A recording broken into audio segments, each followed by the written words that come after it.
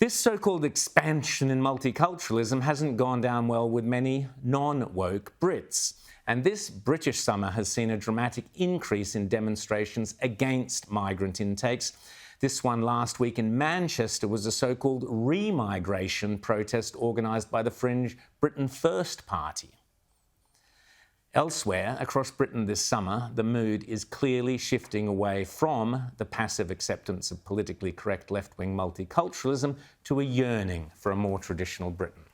But this woman explains how multiculturalism is promoted and resistance thwarted by left-wing councils. Sanctuary has become the new trendy term when talking about asylum seekers, illegal migrants. They're now referred to as sanctuary seekers by a lot of Labour councils.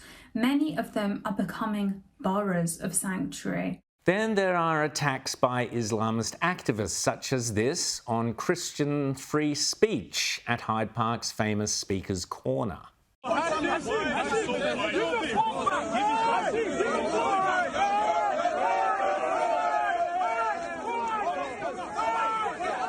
And at the same time, we learn that British customs staff, this is unbelievable, have been made to attend seminars about the guilt of being British. Unbelievable. Meanwhile, in Spain, the town of Humile in the Murcia region has banned Muslim Islamic festivals because of recent community resistance.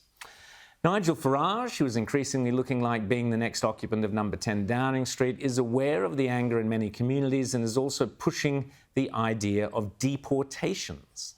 I'm sorry, I've had enough of this. If you come from Afghanistan, you go back to Afghanistan. End of. There are apparently up to 20 anti-immigration marches planned across the UK this coming weekend. Many Brits do appear to be at the end of their tether. Of course, a rollicking sense of the absurd and satirical humour has been one of the many gifts bestowed upon us by the British, so it's been no surprise that the more the authorities try to crush online opposition, especially with the Britain's insidious Online Safety Act, which has just come into force and will be coming into force in Australia as well very soon, unless we do something to stop it, some Brits use their humour to fight back. I did have to laugh at this satirical sketch about, well, immigration and integration. We don't need borders, we need healing spaces. After a few yoga classes, they'll stop harassing young girls, I promise.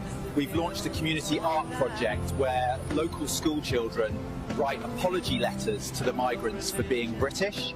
But I guess that sort of humour and satire will disappear in not only Britain but also here in Australia, where the Albanese government are set to bring in the most draconian and terrifying social media restriction policies in the world unless we, the people, refuse to allow them. There are petitions online, including this one by the Free Speech Union of Australia. I urge you to check that out. And there is a protest rally planned for Piedmont Park in Sydney on September 13th at 1 p.m. I guess free speech isn't important enough for the authorities to warrant the Harbour Bridge. But I recommend everybody speak up now because soon it could well be too late. And finally, I think Peter Hartcher may well be right. The only person who could possibly save Australia's free speech is Donald Trump. Anybody in the Australian government who's got any involvement with the policy to ban, for example, kids under 16 from social media would earn a visa ban from the US. Who knows, maybe including the Prime Minister himself, since it's his policy. One can only hope Peter is correct when it comes to Australian free speech. Use it or lose it.